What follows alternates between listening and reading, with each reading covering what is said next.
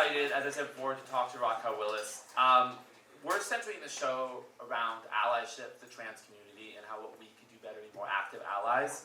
And she is an award-winning writer, activist, and media strategist dedicated to the Black transgender liberation movement. Please, please welcome Raquel Willis to the stage. Thank you so much.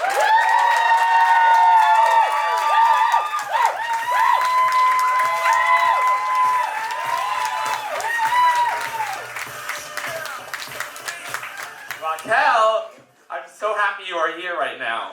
I'm happy to be here too, but like after that set, wow. Kind of hard to follow. We're about to take a little bit of a turn, but Raquel has like 200,000 Instagram followers. So thank you for coming to this show, getting 75 more. I don't know. We're honored to have you here. Well, thank you for having me. So in 2018, you were named the executive editor of Out magazine. You were the first Black trans woman to ever have that role. And yes, round of applause. That's often when people break glass ceilings, they are burdened with a sort of mission statement coming in. Did you come in with any sort of purpose to give this role at Out magazine? No, I've never had a purpose in my entire life. I came in coming from like a community organizing background. But I had studied journalism. I was always interested in storytelling on behalf of marginalized folks. And so it was always about trying to expand the narrative around queerness and transness to show that it's Black and it's brown and it's fat and it's disabled and it's Muslim and it's so many other different dimensions that I don't think we often saw at that point in queer media. I mean, the image was growing up for me in Augusta, Georgia. Can't tell, Southern drawl.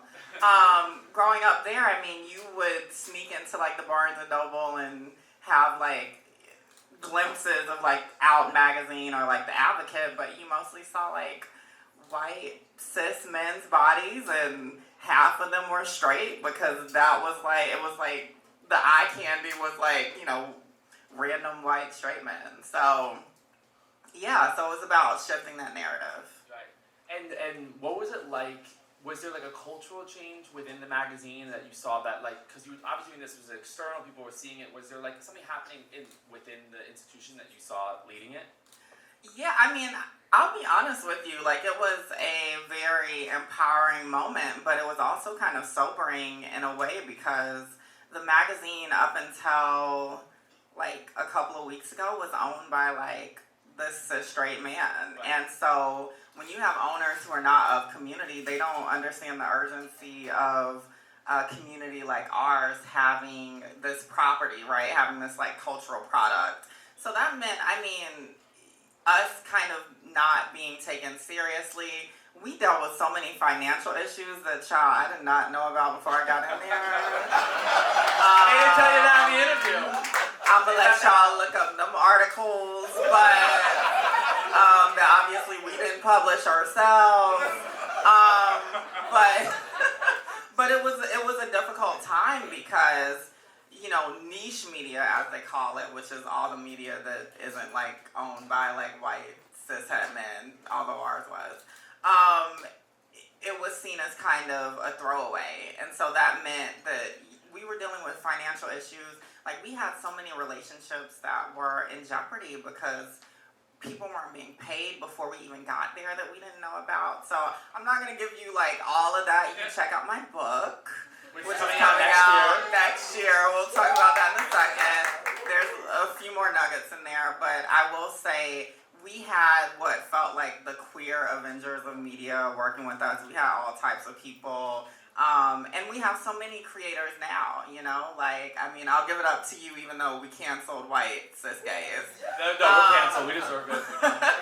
But give it up to you, for creating spaces like this and for highlighting so many different folks in our community. Thank you so much. Take your moment, just a moment. All right, back to me. Back to the Black trans woman. Who is the president of Solutions Non-Punishment's executive board. Can you tell us? Can you tell us about that organization? You said president. I was like, wow, Who should be Biden's the gonna be mad. No. He wouldn't know initially, Right. and then he'd be like, "Wait, okay." Wait, I didn't co-sign that on camera. Yeah, so you know what's so cool about Solutions Not Punishments Collaborative is being on that board, but also, I mean, they're based in Atlanta. They are a Black trans-led abolitionist organization, which I know folks don't often hear about. And that was actually the place that I really feel like I got my kind of like organizing, like finishing school. Like I met so many powerful organizers in Atlanta. They've done so much work around closing a jail that was really being used to do harm to folks experiencing mental health crises, ending policing of trans women as sex workers on the street. So many different things that they were working on. I'm so glad to be a part of that family. Yeah, you brought up throughout your career when I was watching speeches, incarceration, and I think that's often an issue that's separated from the LGBTQ community. At least cisgender white guys don't think about that we have a horrific incarceration problem in this country. Could you speak to that and like what that struggle is and what we're trying to do to fix it? Yeah, I mean, I think one thing we don't talk about enough is the way that the image of the LGBTQ community, beyond, you know, just it often being this kind of white cis gay lens, is that there's all of these issues around respectability and assimilation in our history that we don't talk about. And so that means, you know, for the longest time, people were being criminalized just for being queer and trans. Like, we think it's a new thing to have, like, Governor Abbott in Texas or Ron DeSantis in Florida coming after the queer and trans community, but people like us, both me and you, were literally being criminalized just for not dressing the way we were supposed to be dressing based on their standards, not behaving the way we were supposed to be behaving. I mean, that's the whole kind of history around the Stonewall Riots lore, right? It was a queer, militant, multiracial, gender diverse uprising against the New York Police Department. So don't get it twisted that this idea that we talk about abolition is so far off, when that was what people were fighting in the name of in some ways during that time. Right. Well, speaking of the